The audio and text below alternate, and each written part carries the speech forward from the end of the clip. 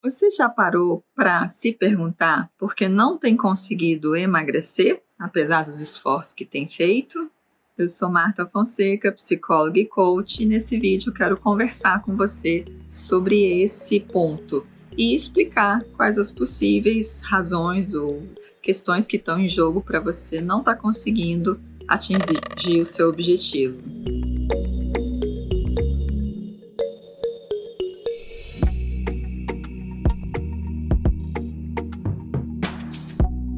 O primeiro ponto importante é você parar de se culpar.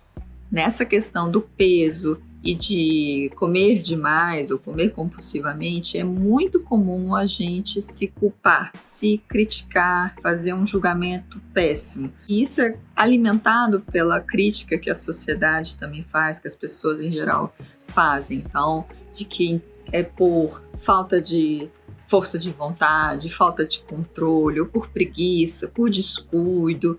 E aí esse processo de culpabilização é péssimo, não ajuda em nada, só traz culpa, remorso, arrependimento, uma sensação de desvalorização, uma insegurança, achar que não vai dar conta, que não vai mudar, uma autoestima baixa. Então não é um bom caminho, não traz bons frutos. A gente pode até se responsabilizar, pensar o que eu estou fazendo para estar atrapalhando eu atingir meus objetivos ou estar trazendo esse problema, se implicar no problema e aí poder ter uma participação na solução. Se eu faço parte do problema, eu também faço parte da solução. Então esse é um caminho interessante. Ao parar de se culpar, eu também tenho que começar a questionar então os métodos. O que está sendo oferecido aí, principalmente agora com a internet, em que existem diversas possibilidades e ofertas de serviços e programas para te ajudar a emagrecer. E é importante a gente ter alguma crítica, porque muitas vezes não são profissionais da área de saúde, não são psicólogos, que estão dando receitas de como resolver a ansiedade, o comer emocional e a compulsão. E aí a gente tenta, não consegue e termina se culpando, se sentindo mal e cada vez vai piorando mais a situação. O primeiro passo da gente ter que pensar é que um sintoma emocional, psíquico, ele tem uma função. Isso parece ser uma ideia diferente, mas em psicologia isso é muito forte. Ou seja, o transtorno mental, um sintoma emocional, e o que é um sintoma emocional? É quando uma ansiedade, uma depressão, um medo, ele se torna tão intenso, tão desproporcional, ou então sem motivo aparente, que não tem sentido e atrapalha a nossa vida do dia a dia. Por que atrapalha? Porque num certo nível, além de ser natural, normal, você sentir uma ansiedade, uma depressão no sentido de uma tristeza, um desânimo, uma melancolia, eles são parte do repertório de sentimentos e emoções do ser humano.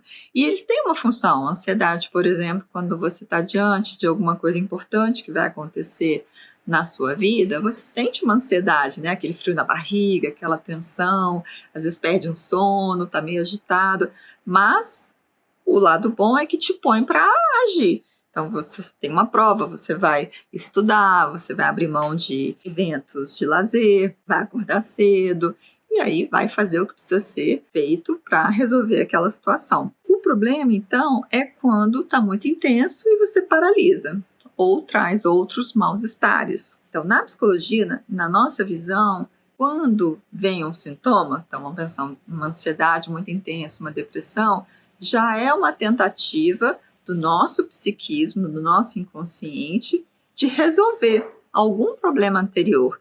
Então, o problema não é a ansiedade em si, não é a depressão, mas a gente vê como já sendo uma consequência, uma reação. Então, o problema é o que vem antes. Há uma causa, há uma raiz. E se você fica só atuando na consequência, no efeito, não vai resolver. Então, se a gente não atacar, não chegar na causa, não vai adiantar. E a maioria dos métodos que estão aí disponibilizados focam no efeito, focam na consequência. Então, como acabar com a ansiedade, ou como administrar a ansiedade e não comer compulsivamente, como lidar com o comer emocional, podem até ser úteis, interessantes, até ter um nível de eficiência enquanto estratégias práticas para o dia a dia, mas não vai resolver o problema. Então é importante a gente ir à causa. O segundo nível de reflexão que eu queria propor aqui para vocês é que se um sintoma emocional tem uma função, então a gente precisa descobrir qual é essa função. O comer exagerado, o comer compulsivo ou o estar acima do peso com o corpo grande tem também uma função, ou seja, eles não são o problema em si. É claro que para a gente é um problema, traz outros problemas, é incômodo, deixa a gente infeliz, traz problemas de saúde, mas em termos emocionais, eles não são o problema, eles são, na verdade, uma tentativa de solução. Tudo bem, é uma solução ruim, ineficiente, porque traz outros problemas, traz um sofrimento emocional, não resolve de vez. Mas é importante a gente aceitar que já foi uma tentativa. Então, nesse aceitar, é importante porque a gente para de brigar com o nosso sintoma, a gente acolhe o sintoma, isso já diminui o conflito com a gente mesmo, né? Aquele de ficar se culpando, se criticando, se julgando. E a gente tenta entender qual é a função, qual é a lógica, para que ele está servindo. Então aí vem a autoempatia, vem a gratidão, sim, obrigada, foi uma tentativa, mas não está sendo uma solução boa, vou tentar achar outra.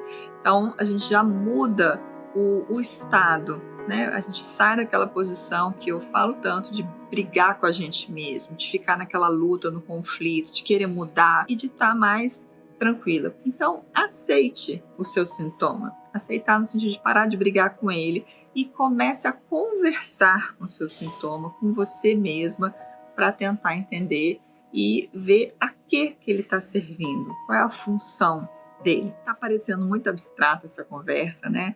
Não está fazendo muito sentido. Então, vamos a alguns exemplos, algumas situações do dia a dia, mas da realidade, para a gente tentar entender melhor. Por exemplo, o comer.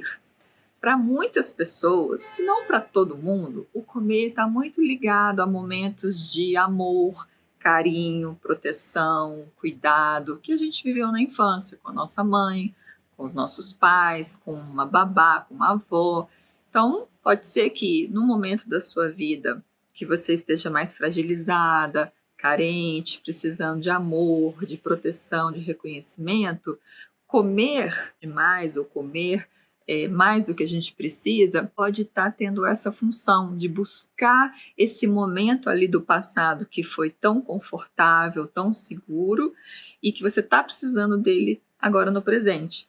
Mas concorda que o comer não traz totalmente, né? A gente continua sentindo a carência ou a insegurança, a solidão e termina tendo o problema do engordar. Então, não deixou de ser uma solução, mas uma solução ineficiente. Então, no momento em que você aceita ou percebe, reconhece que o comer está tendo essa função de trazer esse momento aí primitivo e importante da sua vida para o presente, você vai poder encontrar ou tentar outras estratégias para lidar com o que é do presente, a insegurança, a solidão, a frustração, e deixar o comer só com a função dele atual, que é matar a fome, alimentar e também trazer prazer e conexão social. Outra função comum presente no comer em demasiado é lidar com o tédio, com o vazio, ou com o cansaço,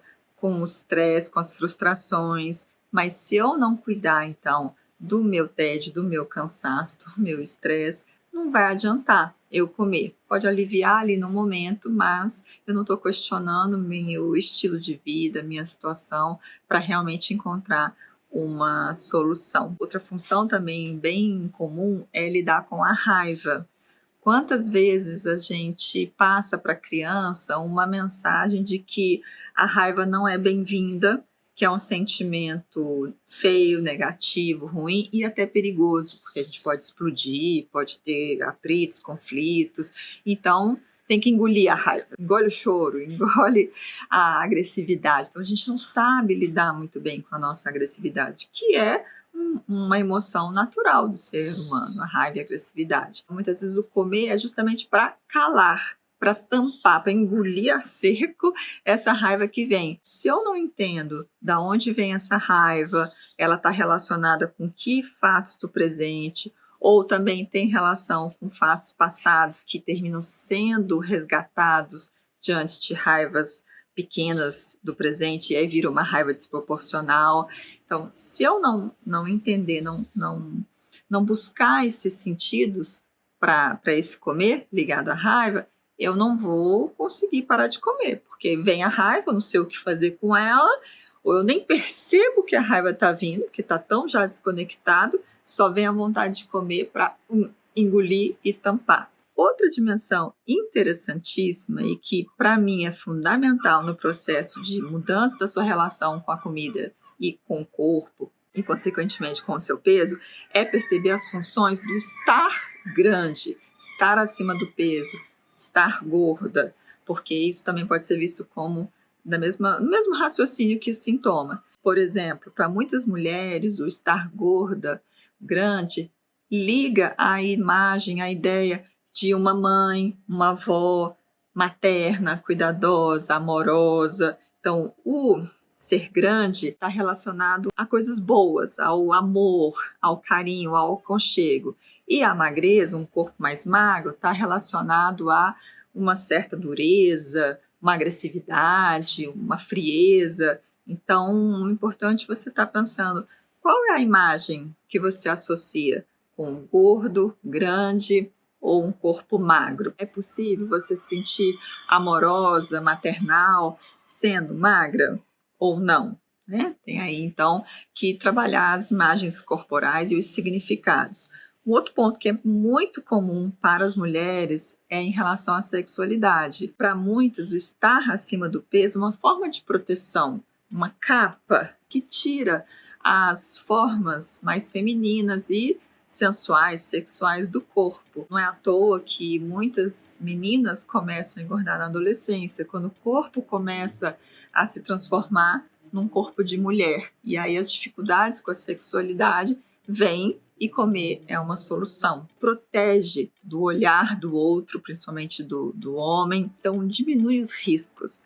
Então, para você, será que o comer demais e ter um corpo maior, grande, não está tendo uma função relacionada à sexualidade, a dar conta das suas dificuldades? Essas são algumas das possíveis razões para estar engordando, para estar comendo compulsivamente. E se você não olhar para essas possíveis funções, e claro, cada pessoa vai ter a sua função, ou as suas, porque nem sempre é só uma, não trabalhar essas funções, esses significados e tentar achar outras soluções para os seus conflitos e enigmas inconscientes, emagrecer vai ser muito difícil. Você vai ficar tentando ali, se esforçando, forçando, tendo que fazer um esforço emocional e comportamental muito grande. Provavelmente vai se cansar, vai desistir, vai se sentir desestimulada, frustrada. Por isso que eu falo, sem perceber, descobrir as funções do seu sintoma é muito difícil. E como que eu faço isso?